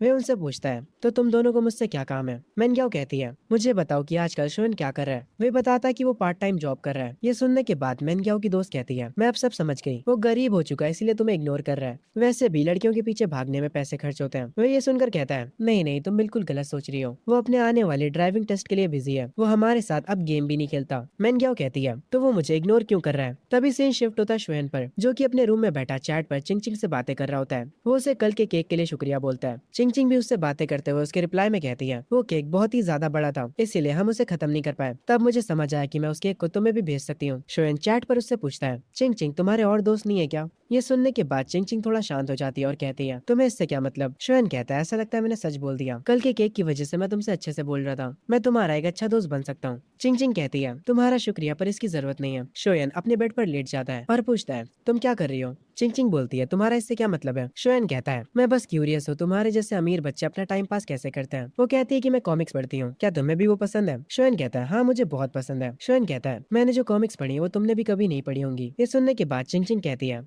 आखिर तुम ऐसा क्या पढ़ रहे हो। शोएन कहता है, मैं तो एच मानवा पढ़ता हूँ। ये सुनने के बाद चिंग चिंग उसे ठरकी बोलती है। तभी सीन वापस से वे पर शिफ्ट होता है। वो गुस्से में मेनग्याओ से कहता है, पहले शोएन हर जगह तुम्हारा पीछा किया करता था, पर क्या तुमने कभी उस पर ध्यान दिया है। ये सुनने के बाद मेनग्याओ की दोस्त कहती है, तुम लड़कों को लगता क्या है, अगर तुम हमें अच्छे से ट्रीट करो तो हम तुम्हें हाँ कर देंगे। ये सुनते ही वे कहता है, अगर वो तुम्हें पसंद नहीं था तो तुम्हें उसे रिजेक्ट कर देना चाहिए था, पर तुम उसका फायदा उठाती रही, तुम उससे भी बातें करती रही और उसी टाइम पर तुम दूसरे लड़कों के साथ भी फ्लर्ट कर रही थी। आखिर इसमें तुम्हें मजा क्या आता है। मेनग्याओ की दोस्त कहती है, तुम ये क्या क्या कह रहे हो। वे अपनी कॉफी को उठाते हुए कहता है, तुम प्ले गर्ल्स ऐसे ही बात करती हो। तभी हम शोएन के डैड को देखते हैं, जो कि अपनी चाय के मजे लेते हुए न्यूज़पेपर को पढ़ रहे होते हैं। तभी यहाँ पर शोएन आ जाता है। वो अपने डैड से कहता है, डैड मुझे आपसे कुछ बात करनी है। उसके डैड कहते हैं, अगर तुम्हें पैसे चाहिए तो अपनी माँ से मांग लो। ये कहकर वो वापस से चाय पीने लगता है। शोएन कहता है, असल में मुझे ड्राइविंग स्कूल के लिए साइन अप करना है। ये सुनने के बाद उसके डैड कहते हैं, मुझसे पैसे मत मांगो, मैं बहुत गरीब हूँ। पर तभी शोएन एक अजीब सी स्माइल के साथ कहता है, अरे डैड वो बाथरूम की सीलिंग वहाँ पर भी तो शायद पैसे थे और टीवी स्टैंड के नीचे भी पैसे थे। मुझे पता है कि आप पिछले 6 महीनों से पैसे जमा कर रहे हो। ये सुनते ही उसके डैड की चाय गिर जाती है और वो कहते हैं, तुम्हें ये सब कैसे पता। शोएन बस हंसता है। उसके डैड कहते हैं, ठीक है मैं कल लिविंग रूम के टेबल पर पैसे रख दूंगा। ये सुनने के बाद शोएन कहता है, ये हुई ना बात, मैं अब काम पर जा रहा हूँ। तभी वापस से सीन वे पर आता है। वो मैन ग्याओ और उसकी दोस्त से कहता है, तुम लोग पागल हो, पता नहीं किस तरह का लॉजिक इस्तेमाल कर रहे हो। मैन ग्याओ वे से कहती है, शोएन को मत बताना कि तुम मुझसे मिले थे और मुझे बताओ कि वो कहाँ पर काम करता है। वे उसकी बातों का जवाब नहीं देता और उसे इग्नोर करके यहाँ से जाने लगता है। वे अपनी ही बातों में लगा हुआ था। वो सोच रहा था यहाँ की दूध वाली चाय अब पहले जैसी नहीं रही। मेनग्याओ की दोस्त मेनग्याओ से कहती है, तुम ज्यादा सोचना बंद करो, कॉलेज में और भी क्यूट क्यूट लड़के मिलेंगे, शोएन को तुम्हें खोने के बाद पछतावा जरूर होगा। मेनग्याओ कहती है, मैं बस ये जानना चाहती हूँ कि वो अचानक से क्यों बदल गया। तभी सीन शिफ्ट होता है चिंग चिंग की मॉम के ऊपर, जो कि शोएन के बार के सामने पहुंच चुकी होती है। वो आंट वांग को कॉल करती है और कहती है, मैं उस लड़के के बार के पास आ चुकी हूँ, अगर चिंग चिंग बाहर निकले तो मुझे तुरंत बता देना। ये कहकर वो फोन रख देती हैं। वो उस बार के अंदर जाने लगती हैं। वो बार के अंदर जाते ही बॉस को और एक वेट्रेस को देखती है और उस बार के अंदर सिर्फ एक ही लड़का होता है जो कि काम कर रहा होता है। उस लड़के को तुरंत देखते ही चिंग चिंग की मॉम समझ जाती है कि यही लड़का उनकी लड़की का बॉयफ्रेंड है। उसकी मॉम उससे जाकर कहती है, तुम्हारा नाम शोएन है ना। शोएन कहता है, हाँ वो मेरा ही नाम है, पर आप कौन है। वो जाकर एक टेबल के पास बैठने लगती है और कहती है, मैं चिंग चिंग की मॉम हूँ, क्या हम थोड़ी देर के लिए बात कर सकते हैं।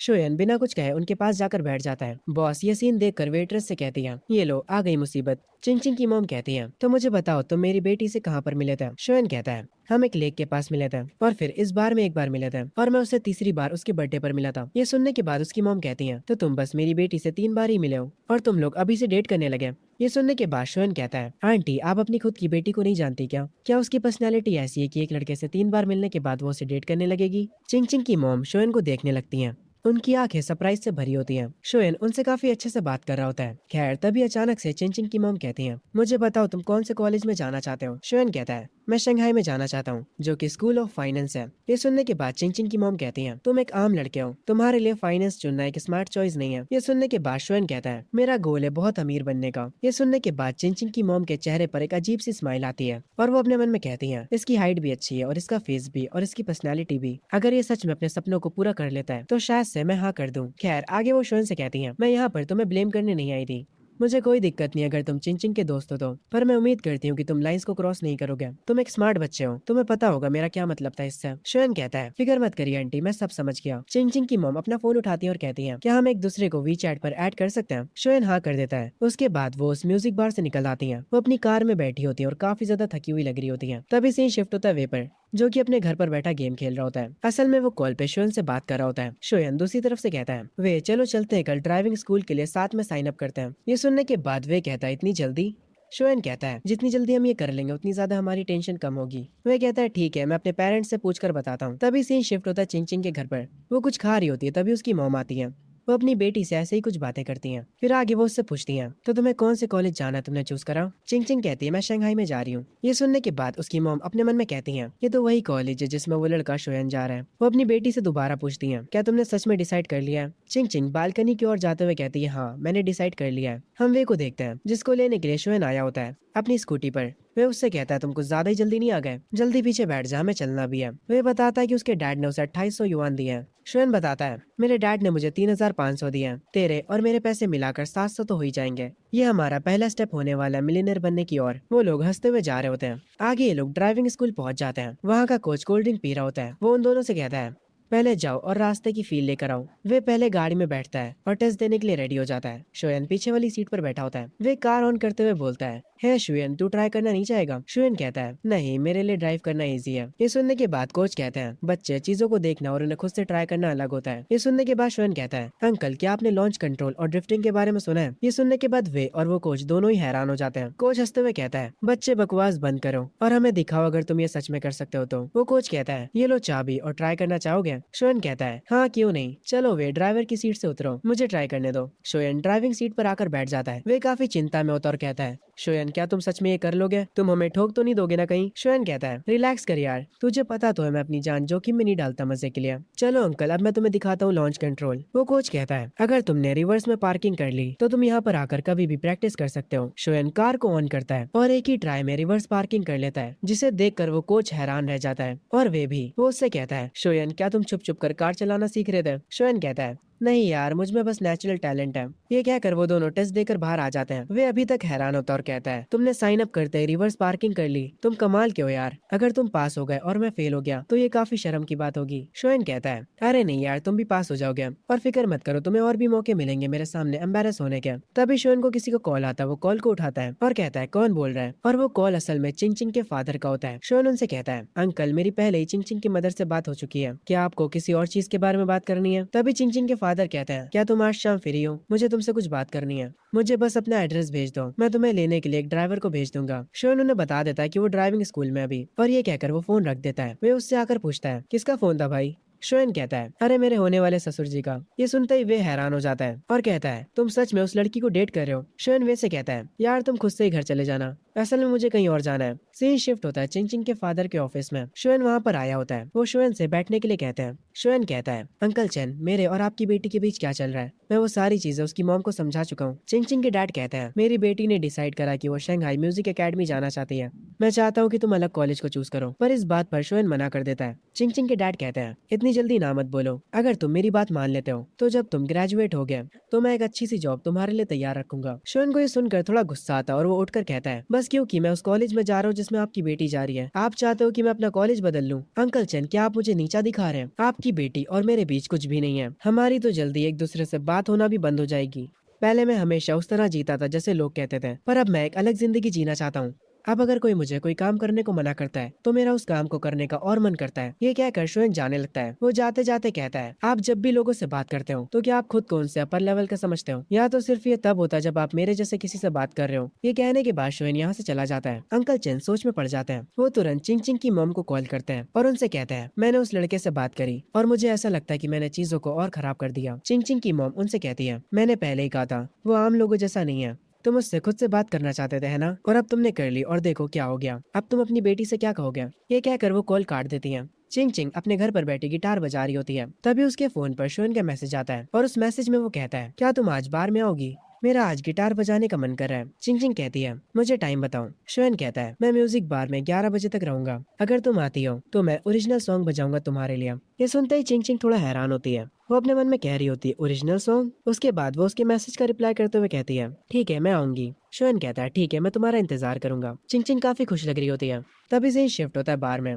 चिंग चिंग अपने गिटार के साथ वहां आ जाती है। शोयन उसे देखने के बाद कहता है, तो तुम आ गई, जहां मन चाहे बैठ जाओ। मैं तुम्हारे लिए पानी लेकर आता हूँ और फिक्र मत करो, इस बार मैं तुम्हारे कप से पानी नहीं पीऊंगा। ये सुनने के बाद चिंग चिंग ब्लश करने लगती है। आगे वो उसे पानी लाकर देता है और उसके सामने बैठकर कहता है, चिंग चिंग पहले तो मैं तुमसे माफी मांगना चाहूंगा। मेरी तुम्हारे डैड से बात हुई थी आज शाम में। उन्होंने कुछ ऐसी चीजें कही थी जिससे मुझे काफी गुस्सा आया था। मैंने तुम्हें आज इनवाइट इसलिए किया ताकि मैं उन्हें गुस्सा दिला सकूं। ये सुनने के बाद चिंग चिंग कहती है, कोई ना, मुझे बुरा नहीं लगा।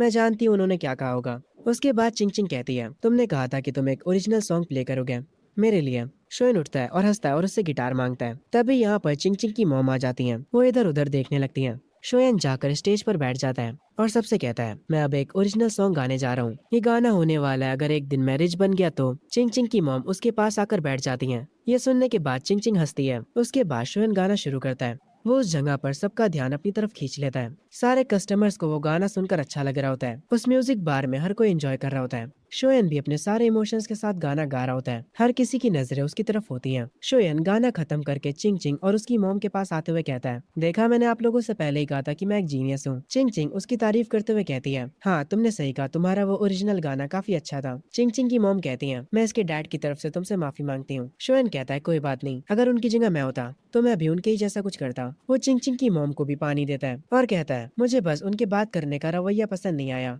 वो ऐसे एक्ट करते जैसे वही सबसे ऊपर है, पर सोने के बाद मैं सब कुछ भूल जाऊंगा। चिंग चिंग की मॉम शोएन से उसके सपने और उसके गोल्स के बारे में पूछती हैं। शोएन एक्साइटेड होकर कहता है, बहुत सारे, मतलब बहुत सारे, मेरा मतलब है बहुत सारे पैसे कमाना। ये सुनने के बाद चिंग चिंग की मॉम कहती हैं, बहुत सारे से तुम्हारा क्या मतलब है, तुम कितने पैसे कमाना चाहते हो? शोएन कहता है, इतने पैसे कि आपके जो एक्स हस्बैंड है उन्हें मुझसे कोई दिक्कत ना हो। उसकी मॉम कहती है, क्या पैसे तुम्हारे लिए इतने मैटर करते हैं? शोएन कहता है, गरीबों की ज्यादातर प्रॉब्लम्स पैसे ना होने की वजह से आती है और आजकल तो चीजें और खराब हैं। उसकी मॉम कहती है, कैसी चीजें खराब हैं? शोयन शर्माते हुए कहता है, अरे मेरा मतलब था जैसे शादी के रिश्ते आना और तुम्हें लड़की वाले रिजेक्ट कर देते हैं क्योंकि तुम कम पैसे कमाते हो। ये सुनकर चिंग चिंग की मॉम हंसने लगती है और वो कहती है, तो तुम्हारे हिसाब से एक अच्छा आदमी किसे कहते हैं? उसके पास कौन सी क्वालिटीज होनी चाहिए? शोएन कहता है, मैं आपको एग्जाम्पल के साथ बताता हूँ। एक बंदा है जो कि KFC से $50 का खाना खाना चाहता है। उसके हिसाब से वो खाना बहुत ही महंगा है, पर अगर वही खाना उसकी वाइफ या फिर उसकी बच्ची मांगे तो वो बिना सोचे समझे उन्हें वो खिलाएगा। एक अच्छा आदमी ये होता है। ये लोग काफी देर तक आपस में बातें करते हैं, इतनी देर तक कि ये लोग टाइम देखना भी भूल जाते हैं। आखिर में शोएन इन्हें बाहर तक छोड़ने जाता है। चिंग चिंग की मॉम को धीरे धीरे शोएन पसंद आने लगता है। वो उसे एक्सेप्ट करना स्टार्ट करने लगती है। वो शोएन से कहती है, तुम्हारे साथ बात करके काफी अच्छा लगा। अगर कभी चिंग चिंग तुमसे दोबारा मिलना चाहेगी तो फिक्र मत करो, मैं उसके साथ नहीं आऊंगी। शोएन कहता है, आंटी आप परेशान मत होइए, मैं हमेशा अपने वादे निभाता हूँ।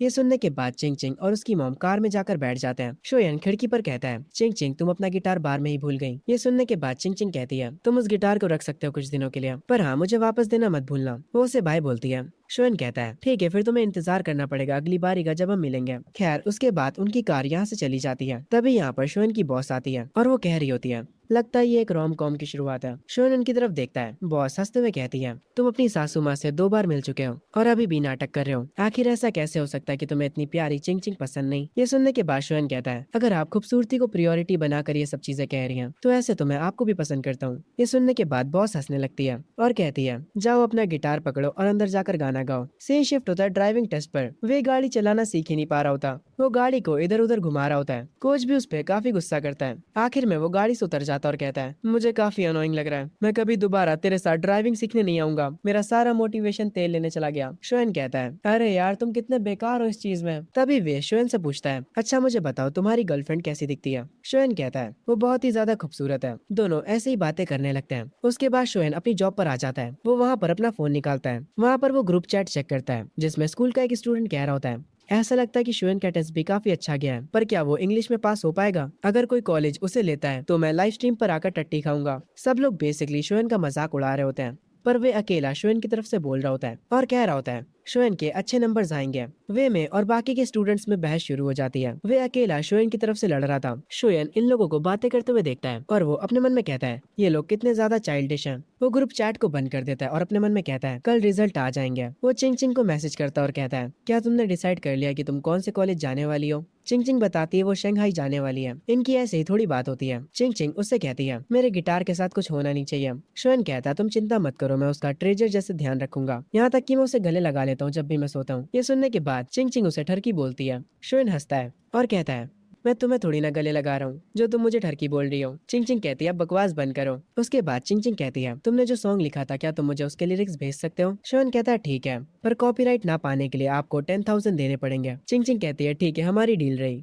इनका ऐसे ही थोड़ा हंसी मजाक चलता है, पर जो अपना शोएन होता है वो सच में अपना अकाउंट नंबर भेज देता है, मतलब कॉपीराइट के पैसे लेने के लिए। वो असल में मजाक कर रहा होता है। उसे लगता है कि चिंग चिंग पैसे नहीं भेजेगी, पर वो हैरान हो जाता है क्योंकि उसके अकाउंट पर मैसेज आता है, 10,000 आपके बैंक अकाउंट में क्रेडिट हो चुके हैं। ये देखने के बाद शोएन अपने मन में कहता है, ये लड़की कितनी खूबसूरत है और इसके पास पैसे भी हैं। चिंग चिंग कॉमिक्स पढ़ने लगती है। शोएन उसे अपने गाने के लिरिक्स भेज देता है। वो कहती है, अच्छा काम करा, अब तुम जा सकते हो, और वो वापस से कॉमिक्स पढ़ने लगती है। उसकी मॉम चिंग चिंग को मुस्कुराते हुए देखती है और अपने मन में सोचती है, क्या ये लड़की सच में सीरियस है। तभी सीन शिफ्ट होता है शोएन के घर पर, जहाँ उसकी मॉम बार बार घड़ी को देखे जा रही होती है और कहती है, टाइम बस होने ही वाला है, आखिर ये शोएन अभी तक उठा क्यों नहीं है। शोएन के डैड कहते हैं, वो कल रात घर लेट आया था। उसकी मॉम उसके डैड को उसे उठाने के लिए भेजती है और बार बार घड़ी को देखे जा रही होती है, पर अभी तक शोएन उठा नहीं होता है। उसके डैड वापस आ जाते हैं। उसकी मॉम कहती है, आखिर वो कर क्या रहा है, अगर उसके नंबर्स अच्छे नहीं आए होंगे तो वो गया। शोएन के डैड कहते हैं, उसकी एडमिशन टिकट टेबल पर रखी है, हम उन्हें खुद भी तो चेक कर सकते हैं। शोएन की मॉम थोड़ा गुस्सा तो होती है, पर फिर वो खुद से रिजल्ट चेक करने के लिए मान जाती हैं। शोएन के डैड लैपटॉप पर बैठकर उसका रिजल्ट चेक करने लगते हैं। शोएन की मॉम उसका रोल नंबर बता रही होती है। उसके डैड ऑनलाइन रिजल्ट चेक करते हैं। तभी यहाँ पर उठकर शोएन आ जाता है। वो पीछे से कहता है,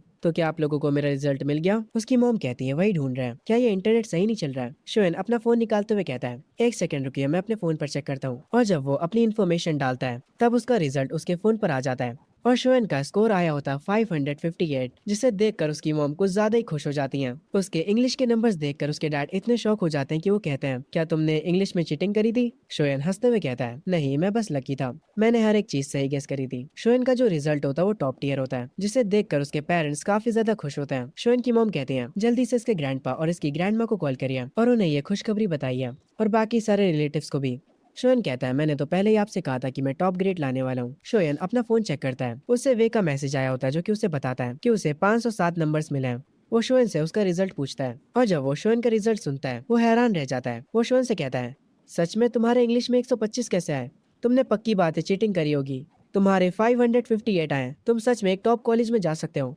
वे शोएन के लिए खुश होता है। उनकी स्कूल की ग्रुप चैट में काफी शोर मच रहा होता है। वे अपने मन में कहता है, अभी तो मैं तुम लोगों को एक सरप्राइज देने वाला हूँ। तो मैं शोएन का रिजल्ट बताकर वो ग्रुप चैट में शोएन का रिजल्ट सेंड कर देता है और उसका रिजल्ट देखने के बाद पूरी की पूरी चैट क्रेजी हो जाती है। वो चैट फुल ऑफ रिएक्शन से भर जाती है। सब लोग शोएन की तारीफ कर रहे होते हैं। दूसरी तरफ हम मेनग्याओ को देखते हैं जो कि अपने फोन पर उसी ग्रुप चैट को देख रही होती है और अपने मन में कह रही होती है, आखिर ये कैसे पॉसिबल हो सकता है। शोएन ने 558 स्कोर किया है। वो लड़का पहले मेरे पीछे पागल था और मैं उसे अटेंशन भी नहीं देती थी। आखिर ये सब कब चेंज हो गया, आखिर क्यों, वो मुझे छोड़ने के बाद और बेटर कैसे हो गया। ये कहते वक्त मेनग्याओ की आंखों से आंसू बहने लगते हैं और वो अपने फोन को वापस से अपनी पॉकेट में रख लेती है और वो गहरी सोच में डूब जाती है।